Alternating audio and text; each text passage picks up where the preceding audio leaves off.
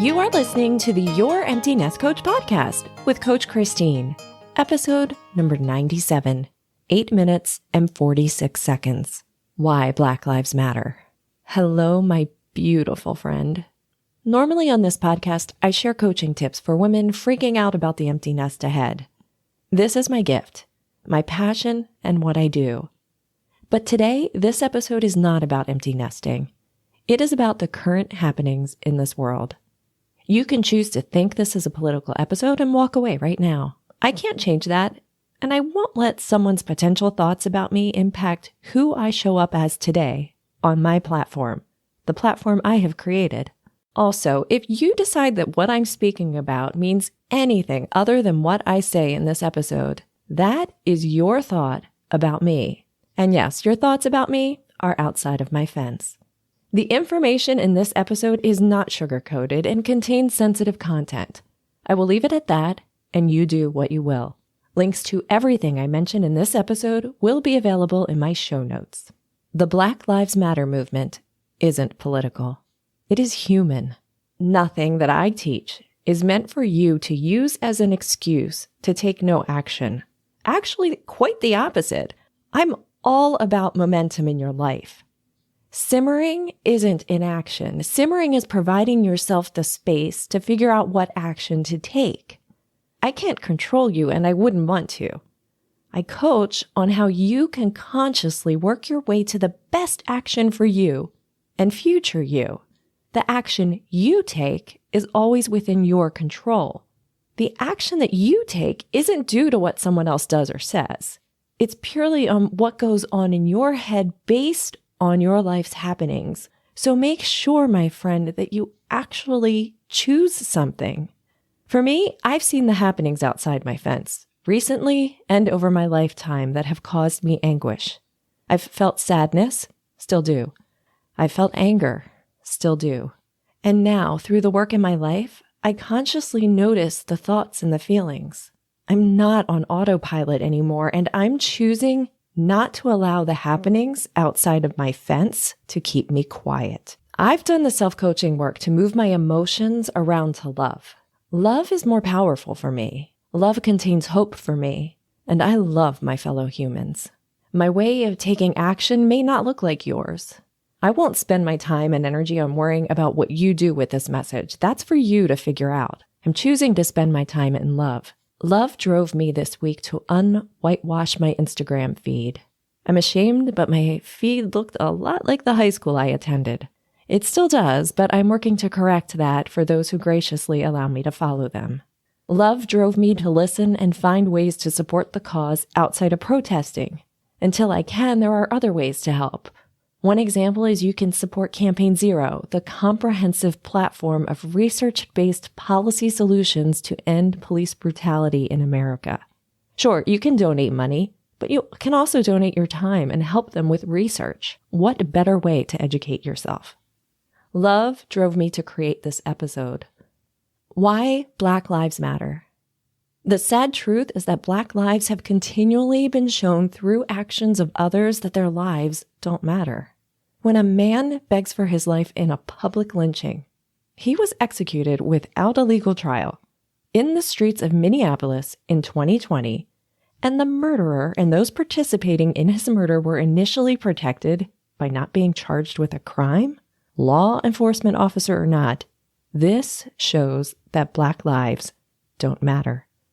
When a white woman who is asked by a bird-watching Black man to put her dog on a leash to follow local ordinances decides to call the cops on him and choose to blatantly lie that he is attacking her, knowing that her word will be taken over his. In this, we show that Black lives don't matter. When we, as a society, do nothing about the lives that are taken for a human being simply doing human things, we show that Black lives don't matter. When we see that a community is dying at a higher rate from COVID-19 and we do nothing, we show that Black lives don't matter. Continually shutting down peaceful protests, tear-gassing men, women, and children shows that Black lives don't matter. Gaslighting those who know what they stand for, know what they are marching for, and telling them that no, what you're marching for is really something else entirely. You're encouraging these things. We show that Black lives don't matter. Look, Black Lives Matter is a freaking cry for equality. It isn't about taking anything away from others. It's a cry for someone, those who have the power to do something, to listen and to take action. I'll be honest, I can't stomach watching the video of George Floyd's murder. Personally, I can't imagine that anyone could watch it in part or full without wanting justice. I'm a mother, and when I see George Floyd on the ground in the glimpses of videos and photos, I see a man begging for his life. I also see 4 awful law enforcement officers treating him like gum on their shoe. I clearly see a message that Black lives don't matter.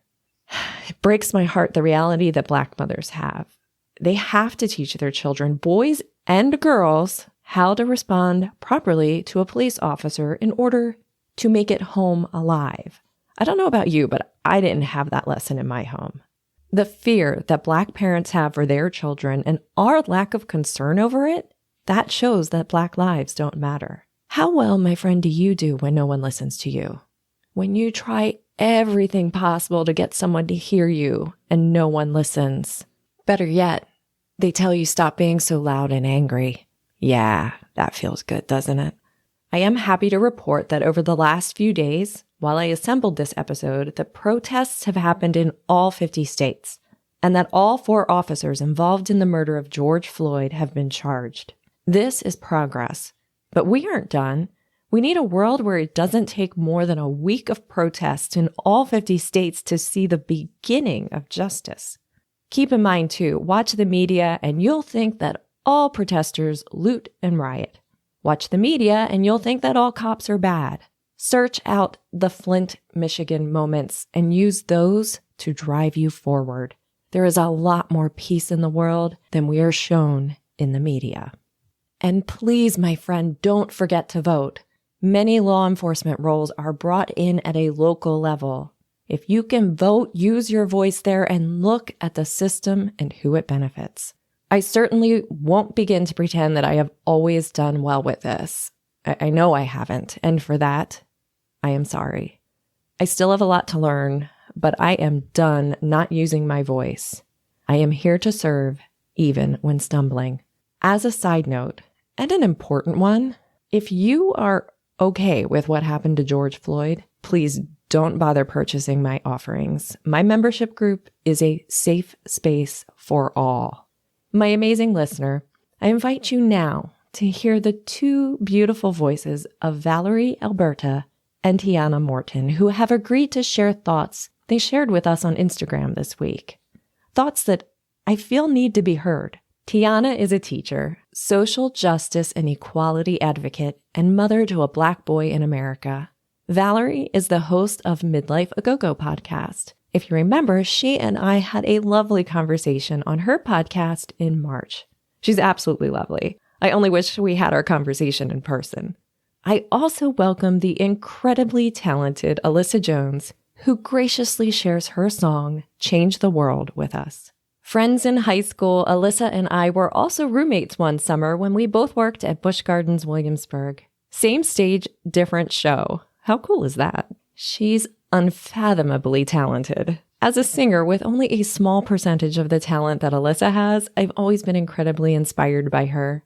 Allyssa has multiple albums available, and one of my favorite songs of hers is 14 Jeans from her album 35. Definitely give that song and all of her songs a listen. Oh, and she has a fab podcast titled That Spinster Life, where she shares leaps of faith with the world. I ask you, my friend, to take the opportunity to support these women as they share their gifts with the world. I will now explain how the next segment of this episode will arrive in your ears. At the sound of the first breath, it will represent when 4 officers began to end the life of George Floyd by Derek Chauvin placing his knee on the neck of George Floyd. The remainder of this episode will be the amount of time that police officer Derek Chauvin kept his knee on George Floyd's neck. 8 minutes and 46 seconds. 8 minutes and 46 seconds, according to a New York Times article, which I have linked, yes, in my show notes. Even After George Floyd lost consciousness, Derek Chauvin did not remove his knee. 8 minutes and 46 seconds is how long 4 officers involved in George Floyd's arrest chose to ignore the man on the ground who told them he couldn't breathe and allowing his life to be expired. The initial fallout for the police officers?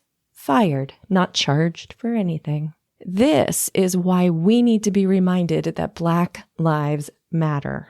During the next 8 minutes and 46 seconds of this podcast, I will read the names of some other victims between what Tiana, Valerie, and Allyssa share with us today. Please know that the list of victims that I read to you is only a partial list, and that Alyssa's song will be cut off when Derek Chauvin finally decided to remove his knee. I will censor the F word only because it limits who will listen to this podcast. But to be perfectly frank with you, if I were in person with these beautiful ladies, I'd have absolutely no problem with it because, to be honest, it is warranted. Thank you to Tiana, Valerie, and Allyssa for sharing your voices with us today. This next segment, my friend, is why we need to be reminded that Black Lives Matter. I ask that you listen to it in full without speeding up the audio. Thank you. George Floyd, 46, 2020. I'm a Black woman in America. I have Black nephews in America. Ask me what really scares me. I have 2 nephews. One is in his 30s, and the other one is 9 years old. In fact, he just turned 9 2 weeks ago. I fear for both of them. Let me repeat that. I fear for both of them. In this day, this year, this decade, this world, the life of a Black person seems to count for so little. That seems especially true for a Black man, but really, this is about being Black in America. In the midst of a pandemic, we're dealing with stuff that should have been squashed decades ago. Anyone who thinks racism doesn't exist in this country has their head firmly stuck in the sand. If that's you, I hope you're enjoying the view. My view is different. As a Black woman, I see the looks. I hear the words whispered under breaths. I could get angry. Shit, I do get angry.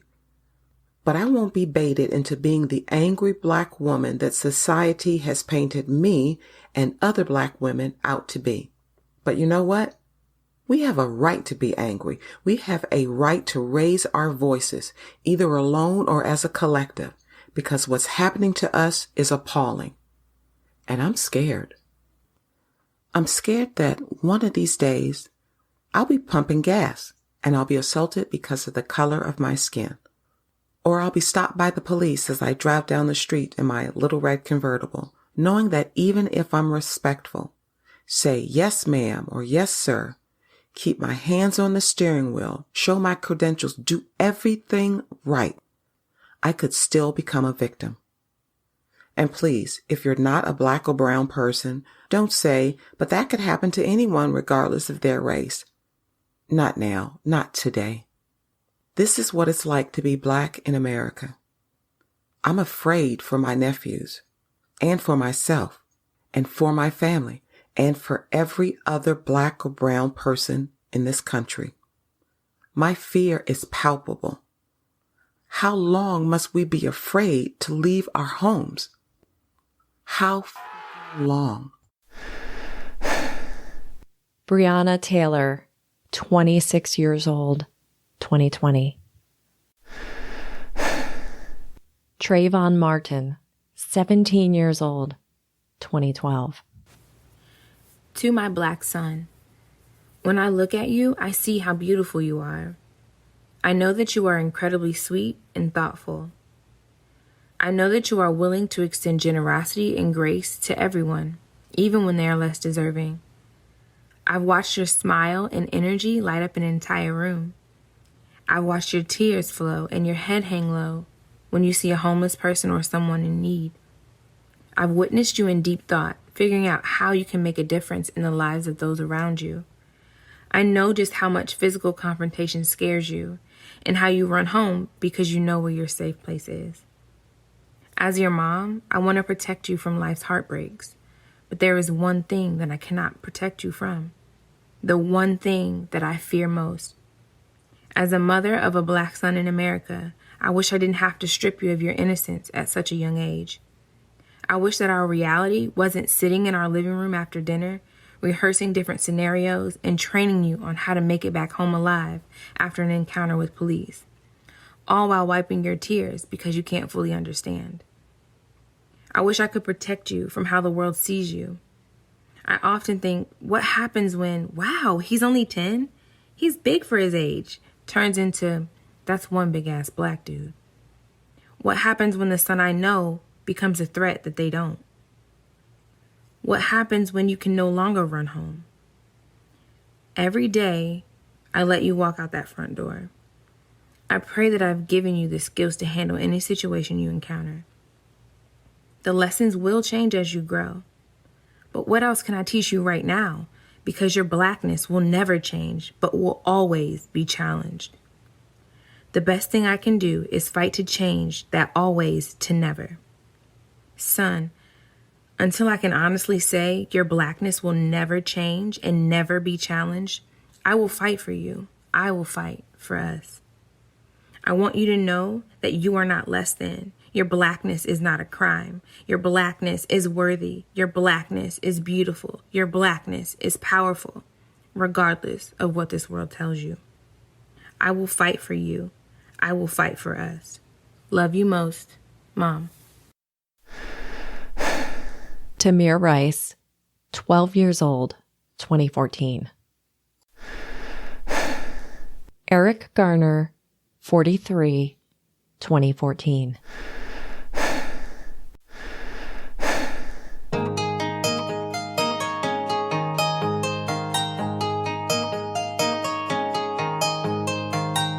All together we can change the world as one. From the darkness we can rise up like the sun. Let's embrace, keep it on pace, from the start to the finish. Every step in the way, no we're not done, we've only just begun.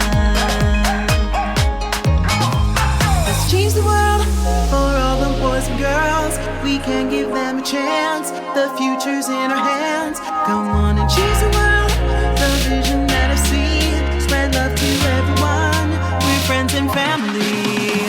Let's change the world for all the boys and girls. We can give them a chance, the future's in our hands. Come on and change the world, the vision that I see. Spread love to everyone, we're friends and family. We weren't put on this earth just to hurt one another. No, we need to see past differences in each other. Let's embrace, keep it on pace, from the start to the finish. Every step in the way, no we're not done, we've only just begun. Let's change the world for all the boys and girls. We can give them a chance, the future's in our hands. Come on and change the world.